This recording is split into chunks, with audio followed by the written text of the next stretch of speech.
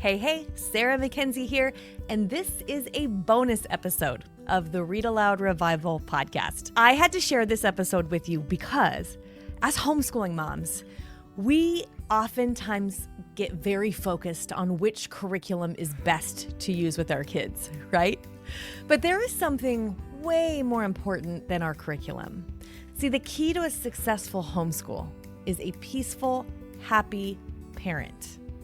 And homeschooling itself is all about relationships with God and relationships with ideas and relationships with each other. But relationships can't really be put on autopilot. They're not like something you can put down on a lesson planner and check off, right? Which is why most curriculum leaves us feeling a bit dissatisfied because we know homeschooling is about so much more than that. Those tasks are important, but there's something deeper here.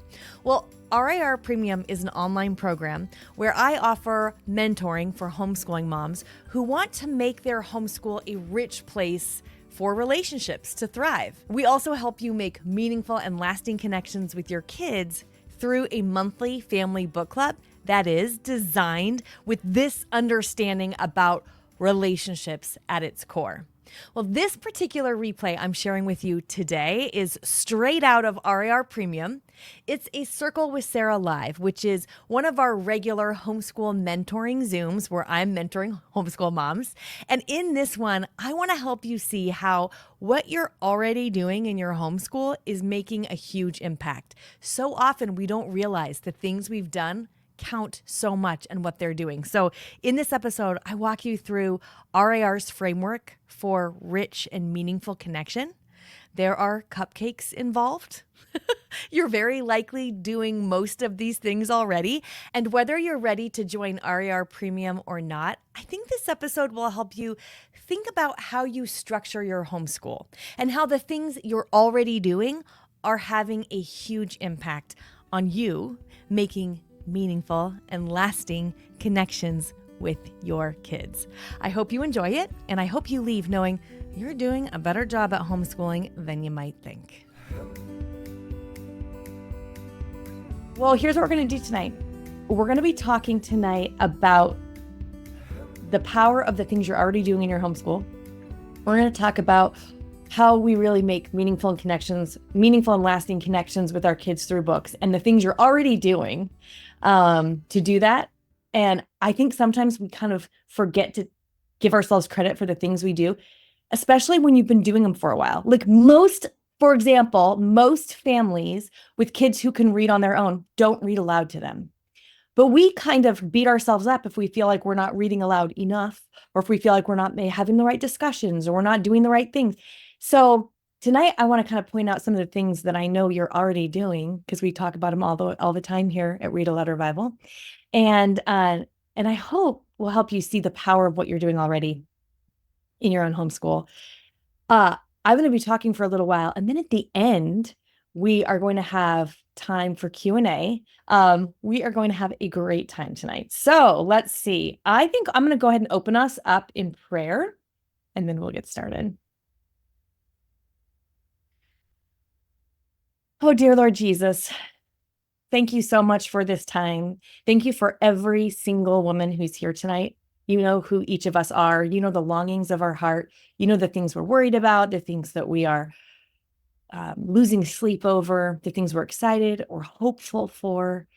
You know it all better than we do, and you know what tomorrow brings. We ask that you remind us that you alone give us peace that transcends all understanding, and that you guard our hearts and minds in Christ Jesus. We especially ask for your protection and safety over everybody affected by the hurricanes, either Hurricane Helene or Hurricane Milton. We ask for your peace and your safety, and that you would give energy to all of those who are helping those who are affected.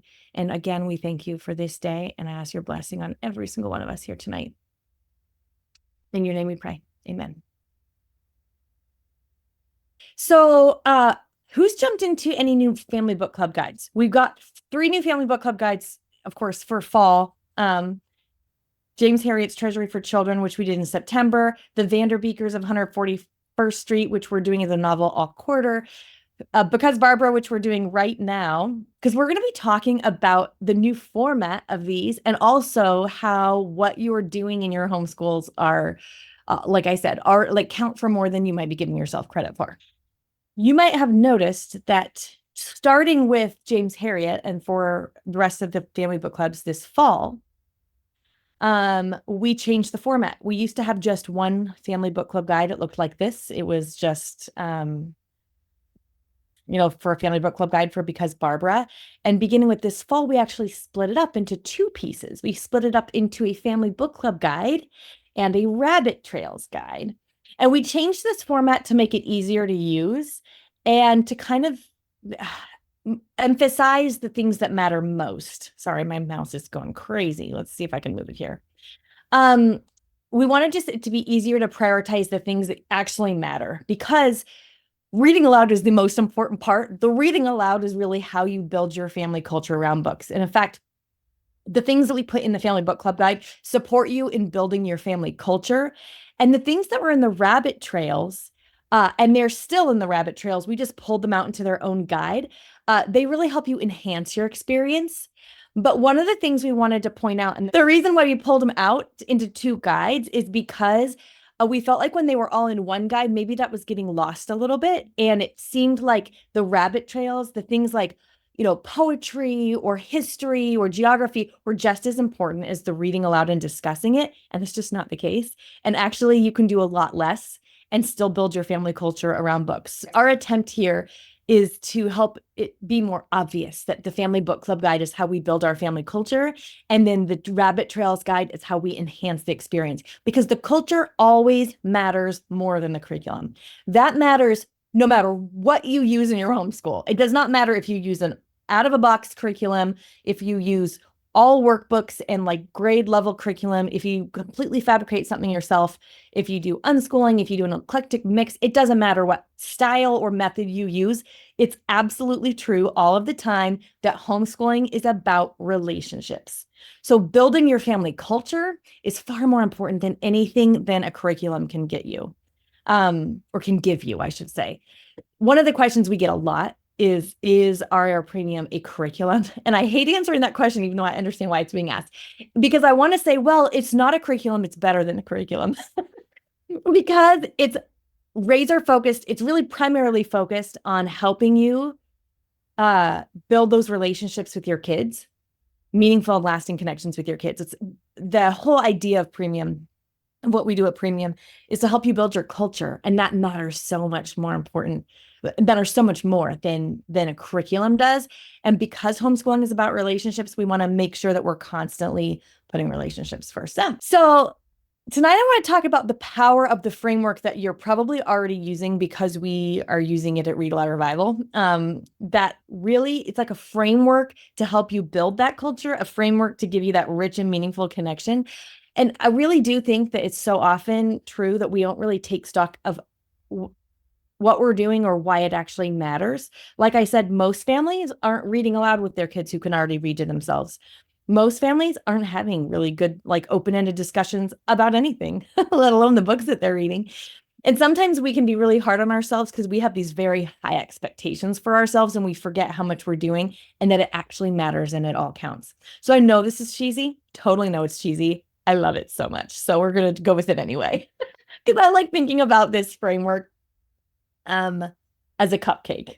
And on this cupcake are found our main cupcake part of the cupcake part itself, is the reading aloud. It's the foundation. And really, because homeschooling is about relationships, the reading aloud that we do with our kids is the best, most effective way to nurture the relationships that matter most. So this is sort of a no-brainer. And this is why even if you don't crack open your family book club guide at all, but you're just reading aloud, that's the most important activity in your homeschool, bar none. There is zero things you can do in your homeschool that will make the same impact as reading aloud.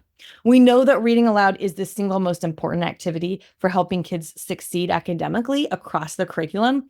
And so whether or not you do anything else with the book, just reading aloud, you're doing so much. You're doing the most important thing. So that's why it's the foundation and the most important piece. And that's why I mentioned that, I saw a few people in the chat said, haven't even cracked a guide in a while. You might be kind of compelled to crack one after I show you a few things tonight, but even if you don't, you're getting the most important things and you're making the biggest difference just by reading aloud. Now, the frosting on our cupcake is the relate piece, and we call it the relate piece. This is like engaging in open-ended conversations. It's sharing a cozy memory around the table, right? These are the things that we give to our kids as a way to like help them enjoy reading. We're really bonding reading with some of their favorite memories, and we're connecting with them. We're relating with them. And then the third piece is the sprinkles, right? Which is what we call remember. So we read aloud and then we relate by connecting with our kids with those books. And then we can remember. And this is like the sprinkles on a cupcake. They're, the cupcake is equally delicious without sprinkles, but sprinkles make it more fun, right? Once your kids get a little older, they might be interested in meeting the authors and illustrators behind the books that they love. And usually our younger kids are not really interested in meeting the authors and illustrators, and that's totally fine. As they get older, they might get interested in that. And then we can help them connect more deeply with their books, with their books and their reading life. So this is where, like in premium, family book club events come in, right? Where you get to meet the author or illustrator. Because by doing so, a lot of times your kids then will start recognizing those names. I don't know if you've ever had the experience after a premium event, a family book club event, where you've been at the library and your kids see like a book by the same person, like by an author, and they're like, oh, I know him or I know her. It's so great when that happens. So they have like this deeper connection, which is really fun. And then of course we have the cherry on top, which is really delicious and fun. I don't know. I've told you maybe that I ate a ton of maraschino cherries when I was pregnant with Clara. Have I admitted this publicly yet? I can't remember if I have or not. I ate them out of a jar. They were like my craving. I know everyone's like red dye number 40, Sarah, come on. Look, Clara came out fine. She's great. She's a lovely child. I ate them straight out of the jar. I loved them so much. And I had a friend who was so worried about my health and the health of the baby. She brought me these like Trader Joe's organic-y, I don't know. They didn't cut it. I was like, listen, I'm eating the maraschino cherries. In our guide, these are the rabbit trails, and they're just the cherry on top. So when time and energy allows, you can extend whatever stories you're reading with subjects like history and geography and picture study or nature study, right? But it's really the cherry on top. Sometimes you have them, sometimes you don't. Sometimes you eat the whole jar, sometimes you don't. But the key here is the reason we pull them out to their own guide is because they really are the cherry on top. You really don't need them to make meaningful and lasting connections with your kids through books, but they can be really fun when you have the time and energy. So that's why it's separate, because it's not essential, but it's delightful. And these are all this framework, this read aloud, relate, remember, and rabbit trails. This is how you build your family culture, how you can build your family, or let's say read aloud, relate, and remember. That's how you build your family culture. That's the part, these three parts right here. I don't know. Can you see my little blue? Can you see that blue ball on the screen? I wonder if you can. I think you can, maybe. You can. Fun. Okay, I'll try not to be too crazy with it. So reading aloud, relating, and remembering are the pieces that are in our family book club guide, and rabbit trails get their own guide because they're extra. So let's take a closer look at what that looks like. And we're going to take a closer look specifically at the family book club guide first. So inside your family book club guide, there's a table of contents. And this is our new format for the ones that have come out this fall and in the future. And you can see the steps here. The step 1, read aloud, right? The step 2, relate, and the step 3, remember. And those are the same ones that we just talked about with the cupcake, right? So let's start with the reading aloud and see what's important. And this is actually one other important thing to know is that these are actually put in an order of importance, because you absolutely will not have time to do all of them every month. You're going to have sick kids or visiting family members or one thing happening after another, or just low energy. And you're going to be like, oh my goodness. So we put them in the order of importance. You just start at the top, baby. Step one, read aloud. If you get to that, you're doing the most important thing. In step one, we have like 3 sections here: about the book, the looking closely with Sarah, and related reading. So about the book is the first part. In your guide, you're going to find like the book cover and a description.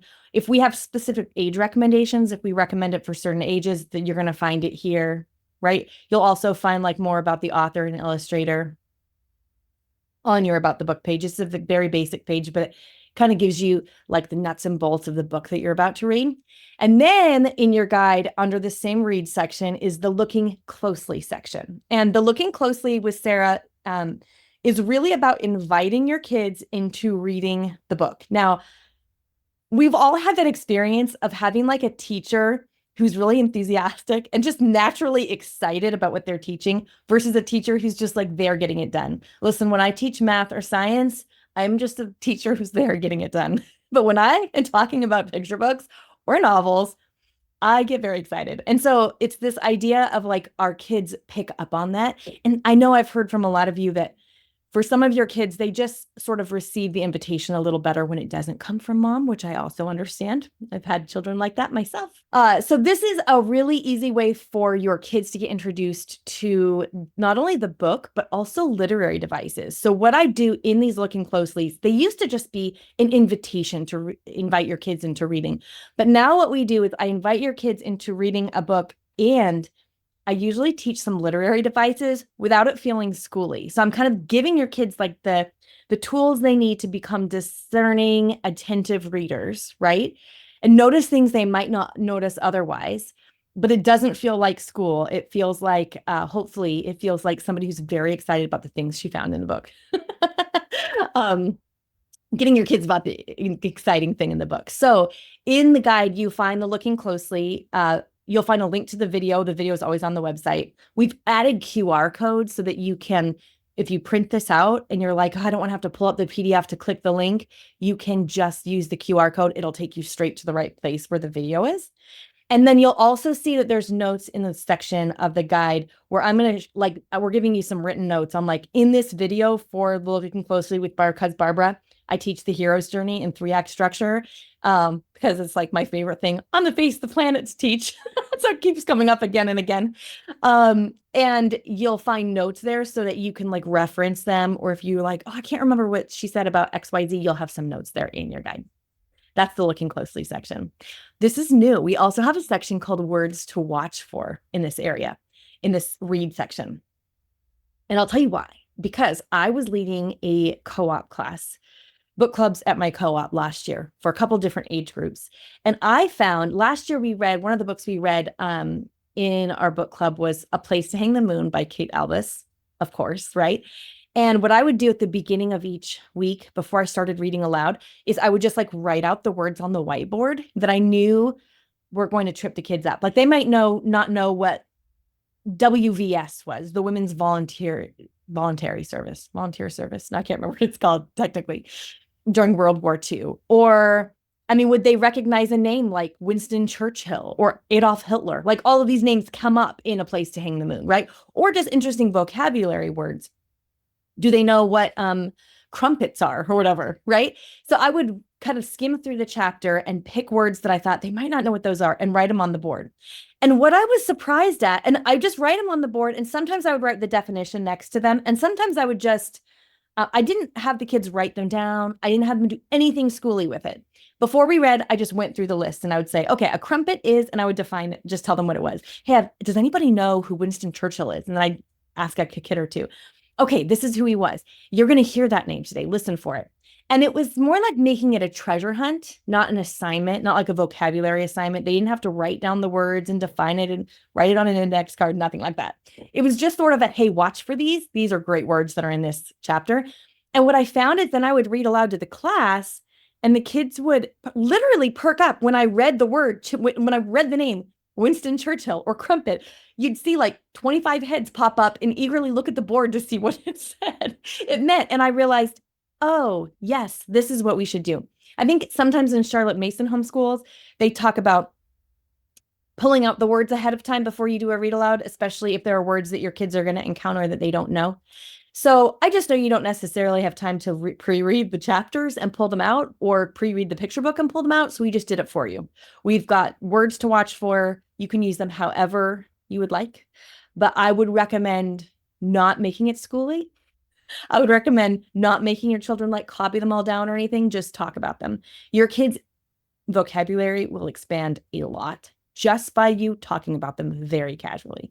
So this is included in this section too, words to watch for. Oh, we did put this tip in here. This is kind of fun.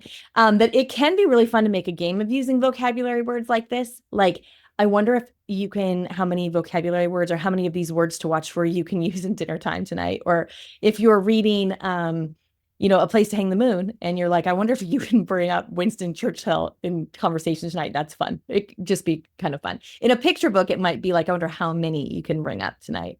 But really, the best books have words that are new to us. And as an adult, sometimes too, I'm like, the kids will be like, what does that word mean? And I'll think, I don't actually know. Let's look it up. So you will expand your own vocabulary as well. Okay, let's keep going. Also in this read section is our related reading. And because we know that readers gotta read, and the more you read, the more you want to read. So we're collecting our related reading selections in 2 different categories for picture books and novels, depending on what you want. If you are wanting, just more picture books from the library that are like kind of related to the book the main book for Family Book Club, then you'll find those in picture books. You might want a novel. You might want to assign your older kids to pick one of the novels from the list. If there are age specifications, as far as like, hey, we recommend this one for only like 14 and up, we'll put it in here. So you can always find that as well. And that's right in the read section. When we have books in this section that either have a podcast, or maybe we've done a family book club for them before, we usually point that out and put a QR code for you to be able to easily find it as well. Okay, so that was all in step 1. That's just in Read Aloud. And I'm telling you, like, that's gold. That's why it's number 1, because it's gold. That's the good stuff, right? But if we want to keep going with step 2, now we can relate. And if you remember on Circle with Sarah podcast not too long ago, we talked about the super tools, right? And that reading aloud, you remember they were prayer, reading aloud, and conversation. And relating is we just wanted 3 R words. So read aloud, relate, remember, but we're talking about connecting. We're talking about discussions, right? Something interesting is that research shows that the simplest way to help your kids form a happy memory is to make it sensory and social. Okay. So this is like why when you go to Disneyland, even if you had like a really rough time in the middle of the day where the kids were melting down and stuff, your kids will, and you probably too, will remember the beginning, the ending. Disneyland people know how, the Disneyland magic people know how to make your experience sensory and social. And that's how we actually build really happy memories. Lots of interesting things about this in the book, The Power of Moments by Chip and Dan Heath. But aside from that, we really built our family book clubs alongside that idea. Like if we have the ability, I was always going to say power, but that sounds a little mastermindy, doesn't it? If we have the ability to help our kids remember certain parts of their homeschool better than others, then let's do it, right? And we want them to remember books in this positive, warm way. So we want to make our reading experiences sensory and social. So we do that in this section. This relate section is really where that happens. Now, I am not a big fan of adding anything to my to-do list or yours because we have quite a lot on that already. So we tend to like to transform something we're already doing, feeding our children 1,000 times a day, right? Into something that is sensory and social. So we do this by basically transforming a meal into something that relates to our book, because you're already feeding your kids a bunch of times every week. It helps us transform something we already do, making dinner, making breakfast, making a snack, right? Into something that they'll remember that links it to the book. So for example, this is from the Because Barbara guide. You can we have packing a picnic because Barbara Cooney loved loved picnics. And not only do we have a couple of ideas in the guide. This is just one of them. But not only do we have ideas in here, we also are now including printer-friendly printable versions of the recipes. Usually they're recipes. This particular one is a picnic planning list. But if it was a recipe for cookies or something, you'll find a printable version of the recipe there in the end. And that way you can print them out. If you like to have your recipes printed, there's an easy printable version of that. Another way, if you don't want to do a food thing, another sensory social thing you can do is just to play music. And especially if you are either trying not to use food as a thing, like you don't want to do the food thing. You don't like the recipes, you don't like the options, or you don't have time or energy for them. We oftentimes are creating curated playlists each season that correlate with our books. And so again, there's a QR code where you can go find that Spotify playlist and you can just turn it on. And that's also sensory and social. So again, we're trying to make this really simple, regardless of whether you're like really low energy, like pressed for time, or whether you are like, no, I really love this. Around the table is a really lovely way to do that. I love this to remember that Dr. Meg Meeker, remember when she came to Premium, she said, your kids don't care if the brownies are homemade or if they're from a box or if they're store-bought. They just want to eat the brownies with you. And I think we all know, like, our kids don't really care too much if the brownies are homemade or from a box or store-bought. We just forget that they just want to eat the brownies with you, like with us. It's the with you part that we're after. Not with me while I'm scrolling my phone, or with me while I'm washing the dishes, or with me while I'm folding laundry or making the grocery list in my head, right? Just with me. So we are really focused too when we're picking what to put in this section. A lot of times we have something like a little bit more involved for those who really want it, but we always try to have something very simple in this around the table section, because we know that the most important part is that your kids actually do not care if the picnic is amazing or if it's very, very simple, but they do care if you're there, because that's what they really want. They really want to spend time with us. And this leads us right into conversation starters, because this is also part of Relate. And there are where do I start with conversation starters? We used to call these open-ended questions. It's the same thing. But what I didn't like is that when we think of them as open-ended questions, we think of it as like questions we're asking so our kids can answer them. But actually, the whole point of an open-ended question is to be kindling for a fire. Like, we want to throw in kindling to have this, like, we want the fire is like the discussion with our kids, the really engaging conversation. And the only way we get there is by asking some open-ended questions or answering some open-ended questions ourselves. So we have questions that we've created that are open-ended, meaning there's no exact right or wrong answer. It's not like, where did this story take place, or how old was Barbara when she won her first Caldecott Award or something.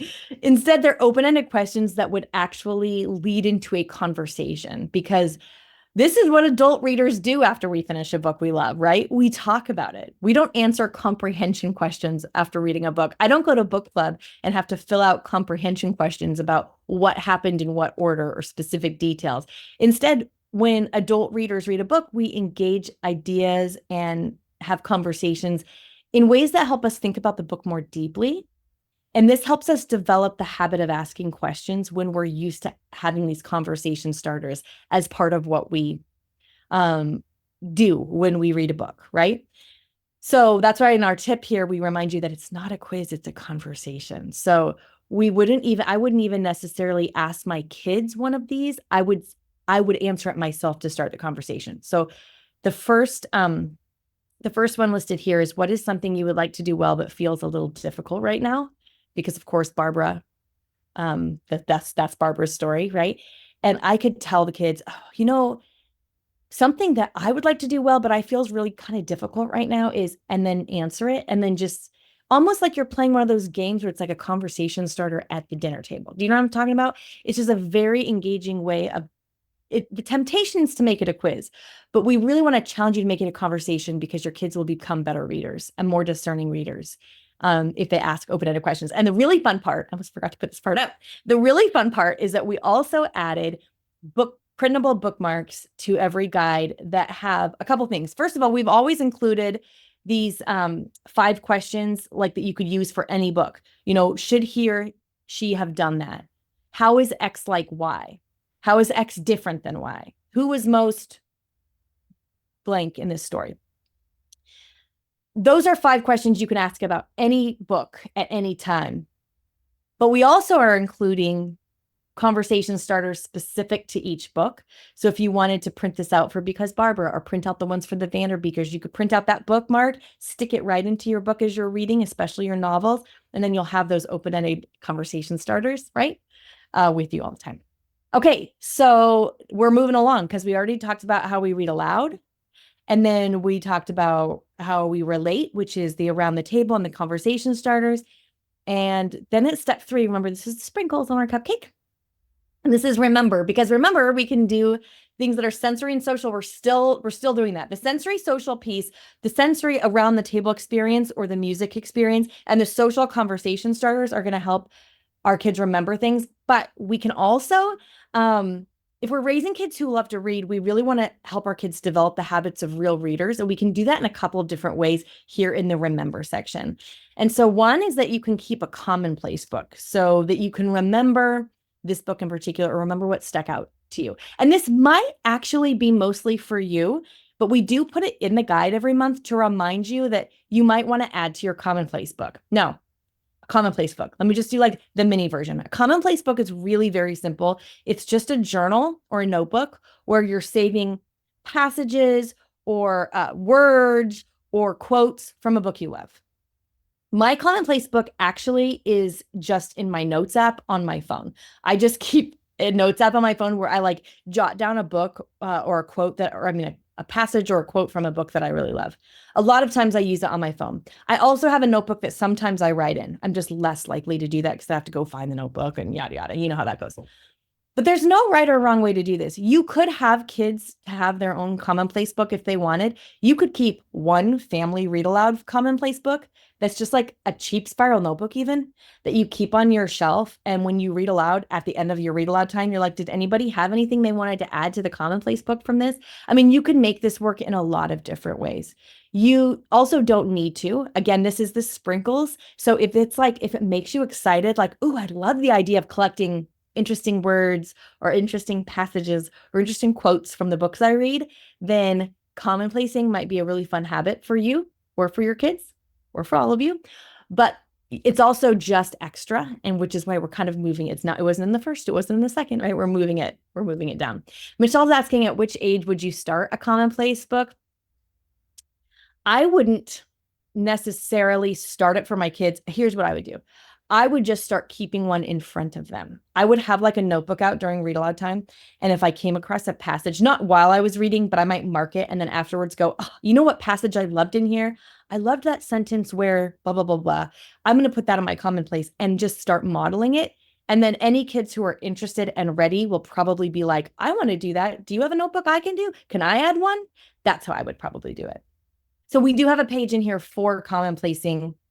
Again, it's completely optional. This is the really fun part. We do family book club events with every family book club because when kids have an opportunity to meet the authors or the illustrators of the books they're reading, they oftentimes develop a deeper connection with the stories. Like I said, it's like it changes the way they approach books. So first of all, it helps them realize that books are made by people who write them and illustrate them, which is not something that we all just know growing up. When I was a kid, totally thought authors like lived in a remote mountaintop somewhere. Like, I don't know what I thought they were, but I definitely didn't think they were ordinary people with children and like normal life, right? And then when our kids start meeting these authors and illustrators, they recognize them at the bookstore or in the library or on our home shelves and realize, oh my goodness, like I loved that one book by S.D. Smith. Maybe I'll like this one by S.D. Smith. Or I recognize that Grace Lynn wrote Where the Mountain Meets the Moon. And now I see that she has this When the Sea Turns to Silver. When the Sea Turned to Silver. I'm getting that title wrong, but that's okay. I had loved her. I met her. I remember her. They feel like a friend, right? Now, a couple things. First of all, if your kids are young, they probably are not interested in hearing authors and illustrators talk about their process. And that's totally fine. You might actually really love it though. And what we have found is that a lot of times moms will watch these family book club events and be so excited. And then, of course, that enthusiasm is transferable when they're reading and talking about the kids or about the books with their kids, right? Again, going back to that whole enthusiastic teacher bit. But even if your kids don't stick around for the full interview, getting to see a snippet, like even if they just watch a few minutes, getting to see creative people behind the books that they love or that they're reading can make a really lasting impression. So we have been at our family book club events, we usually start with a series of lightning questions. They're like rapid fire questions, things like, what do you like to snack on? Where would you go have a picnic if you could go anywhere in the world? What's one of your favorite books from your childhood? And we ask those at the beginning because we know that some kids, that's all they've got the attention span for, is just like that. And that's still like introducing them to the authors and illustrators of the books they love. Then if they toddle off or wander off or whatever, you can stay and enjoy the rest of it. But in this way, these family book clubs events help our kids see that the authors and illustrators are real people, and they can start recognizing them and learning about what it takes to make a book. Now that's it for our family book club guide, because we are reading aloud and we're relating and we're remembering. And then there's an appendix at the end that has some really useful things in it. For example, we have schedules. We made such schedules only if you want them. Now, remember, I want to make this like super clear. This guide is a tool. It needs to work for you or it's not working at all. So we know that some of you want to do the family book club in one day. Like you just want to read the picture book and do the read, relate, remember bit in one day. So if you want to do it in one day, great. We've got a page for you. Some of you want to spread it out over a week. We've got some ideas for how you can schedule that. If you want to spread it out over a month, then we suggest ways to do that. And that's, you could do that with your picture books. You can do that with your novels. We suggest ways for you to spread it out, not in one day because that doesn't make sense, but for a novel in a week or a month or a quarter, I think. Is that right, Leilani? Am I getting that right? Like over the whole season. And then we also have a blank page for your family book club schedule. So if you're like, I don't really want to follow any of these, but I want a grid where I can jot down some of the things I like from here, then we have a blank grid for you as well. But just remember that this is your tool. It is absolutely not your master. Your family book club guide is not your to-do list. It is like a menu. So imagine that you go to a restaurant and you're just going to pick the things that are fit for your family in this season, in this month even. Because like next month is going to look different for you than this month does, right? So that's for Leilani, by the way, who will be on screen with me soon. I can't remember. Next month, I think. I can't remember. She is a huge part of the magic of these guides and why they're so amazing, by the way. And so for the novels, yes, we show you how you can schedule them in a week, in a month, or across a whole couple of months. Okay, so we're still looking at these. We just looked at the family book club guide. Now let's look at the rabbit trails guide, and we're at the maraschino cherry. The cherry on top, right? So if you'd like to use RAR Premium and family book clubs for your core language arts for ages 6 to 12 or so, you can do that. And for a long time, we've been sort of like trying to figure out how to lay this out for you in a way that makes the most sense and is really easy. So here's the deal. Definitely for kids who are ages 6 to 12, you can use RAR Premium's family book club guide and then this rabbit trails guide for your core language arts. So, and I'm going to show you how it all works here in just a second. The language arts piece, the rabbit trails guide includes a couple of different pieces. I forgot to put the table of contents on here, but that's okay. I'll just tell you about it. It always is going to include a pretty robust language arts section so that you can use it for your core language arts if you want to. But again, remember, cherry on top, you don't have to. And you can get all the good from just using your family book club guide. But if you'd like to use it for your core language arts, you'll find a pretty robust section there. And then there's also some other curriculum areas. So we're going to talk about it in a second. But here in the language arts section, you're going to find writing, copywork, literary devices, grammar, usage, poetry. Let's look at it. Let's look at writing in particular, because this is a big pain point for a lot of homeschool families. I know. And here's the thing.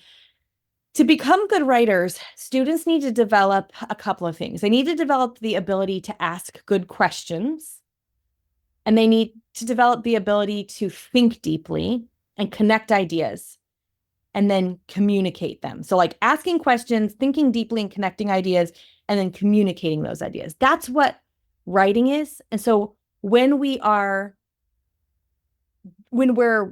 coming up with, when we're trying to decide how to teach our kids how to write, that's really what we want to be thinking about. We really want to be thinking about, how do I help my child ask good questions, connect ideas, and communicate them effectively?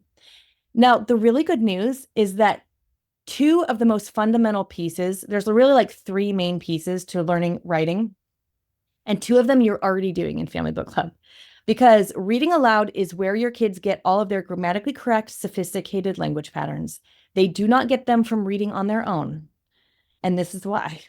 Not much. They don't get much of them from reading on their own. Because when we read on our own, if I was just to pick up a book and start reading it silently to myself, I'm going to read it pretty fast. Exactly why, like if I gave you all the first page of the Vanderbeekers and said, read it silently to yourself, you could read that a lot faster than you could if I read it aloud to you. Because when I'm reading it aloud to you, I have to read every word in order. So the whole language pattern, all of the little connector words, all the articles and things, right? They are having to be read in order. We skip over those when we read with our eyes, but we don't skip over them when we read with our ears, either by being read aloud to or listening to an audiobook. And so that whole language pattern, grammatically correct, sophisticated language pattern, gets stored in our brain, and that in our children's brains. That's not something they can get from anywhere else. They can only get it from books, because we don't speak in grammatically correct, sophisticated language patterns. Even when educated intellectual people speak to each other, they don't speak in grammatically correct, sophisticated language patterns. So reading aloud is the fundamental thing that your kids need to become good writers. They need those good language patterns stored in their brain, and they only get them through reading aloud. So when you're reading aloud, it's not just, there's a reason why it's number one. There's a reason why it's the most important thing you do in your homeschool. And this is just one piece of it. It is the most fundamental part to writing, is reading aloud. And it'll be the foundation for a solid writing curriculum. And then the second thing your kids need to become good writers is to discuss what they're reading, because discussing what you're reading makes you get in the habit of asking good questions and connecting ideas. And you remember what we just talked about a second ago, right? Conversation starters. The conversation starters are helping our kids become thoughtful, discerning readers and writers. Because if they're learning to ask questions as they read, and you're having regular conversations about books, you are laying the foundation for good writing, because they need to have discussions about what they're reading. That is really the hardest part about writing, is not the actual physical act of writing. It is connecting ideas and having something to say and being able to say it well. And so by discussing books with your kids, you are doing a major piece of your writing curriculum. So if you are reading aloud and discussing books with your kids, you're doing the two most important parts of a writing curriculum.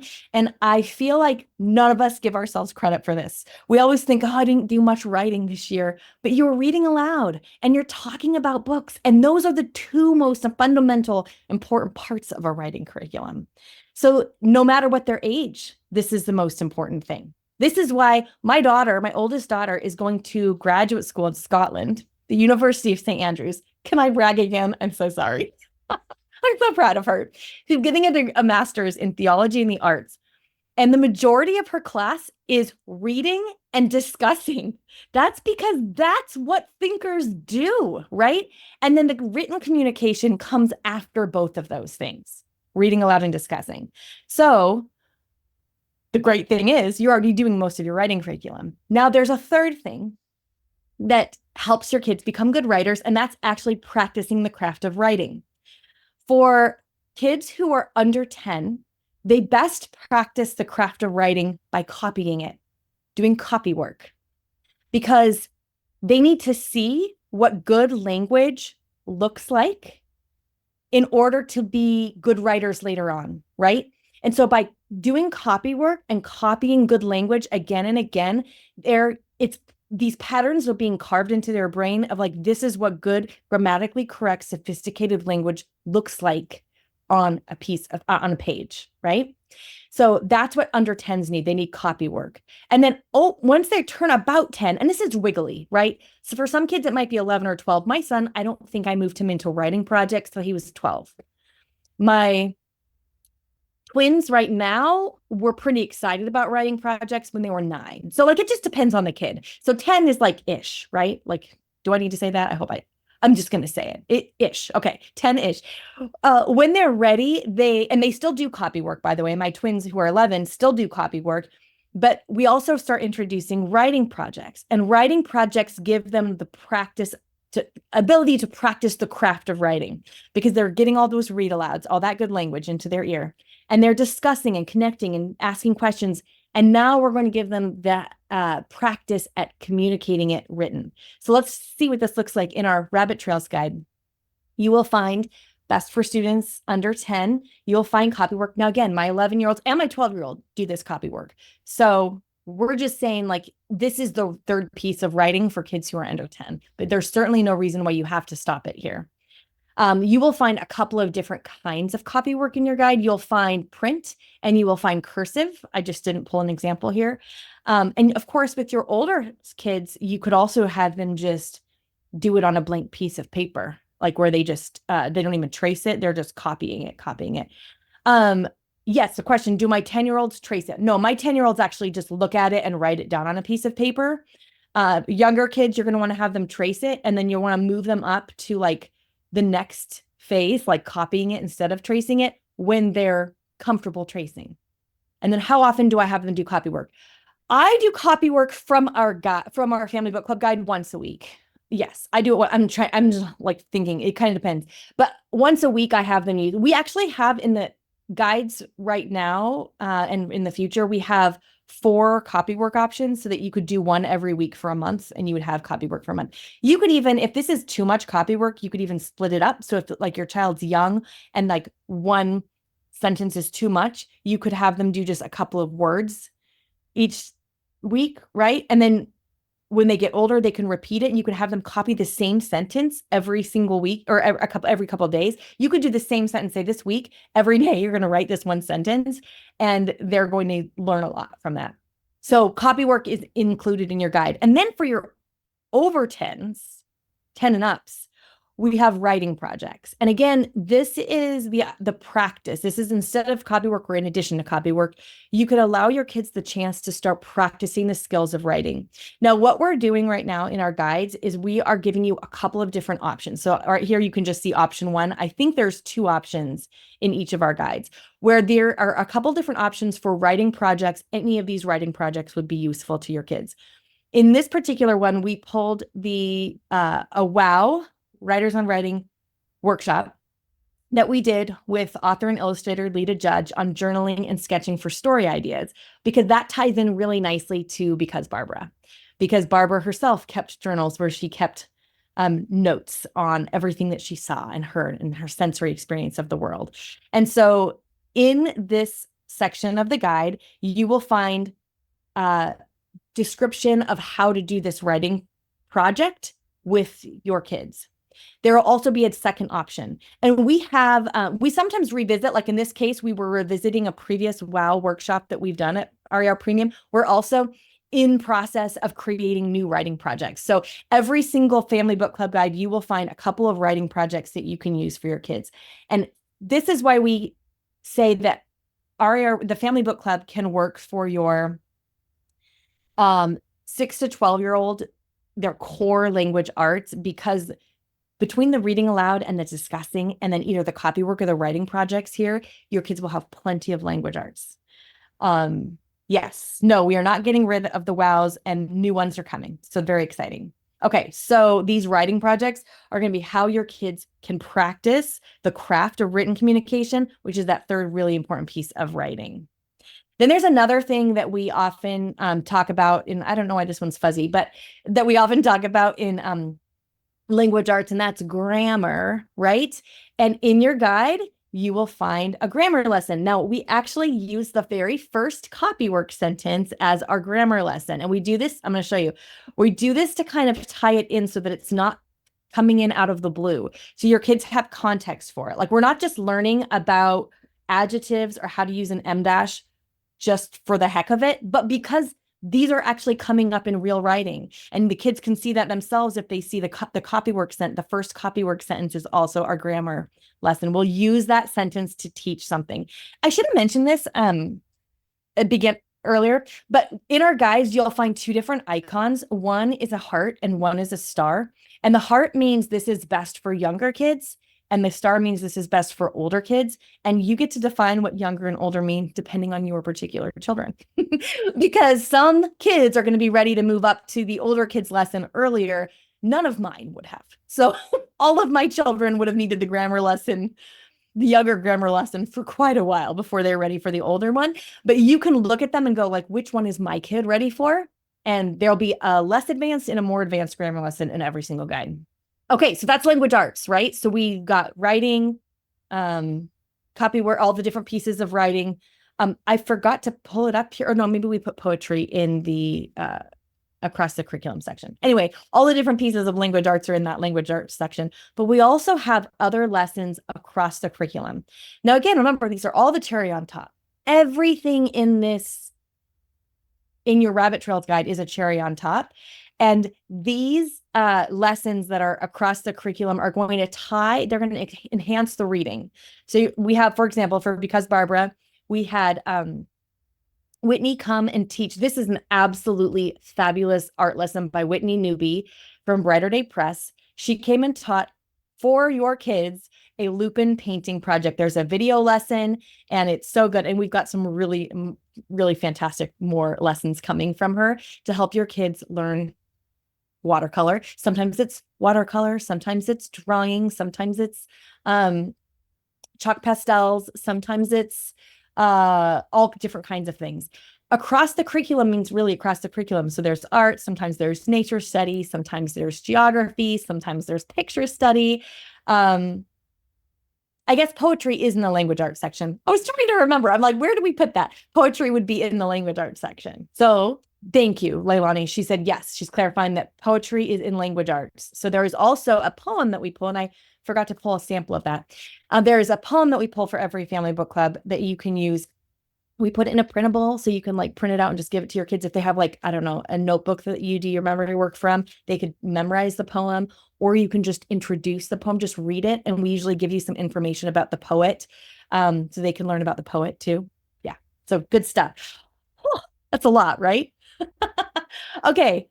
Also in the appendix of this rabbit trails guide, we have schedules. Now, these schedules look more robust because what we're doing is we're saying the schedules that are in rabbit trails guide are like, if you want the family book club guide and you're going to do rabbit trails, here are some schedules that you can use. Here it is in a week. Here it is in a month.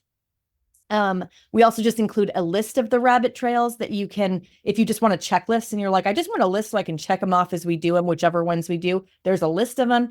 We basically we gave you as many forms as we can because we know everybody works a little different. Some of you want a grid that tells you exactly what to do on which day or which week. Some of you want a blank grid so that you can fill it in for yourself, right? And some of you want just like a list you can check off when you have time.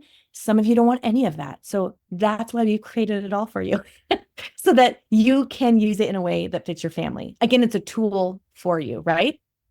This is why we call it better than curriculum, because it's not exactly like an open and go curriculum. It's like open and go culture making, right?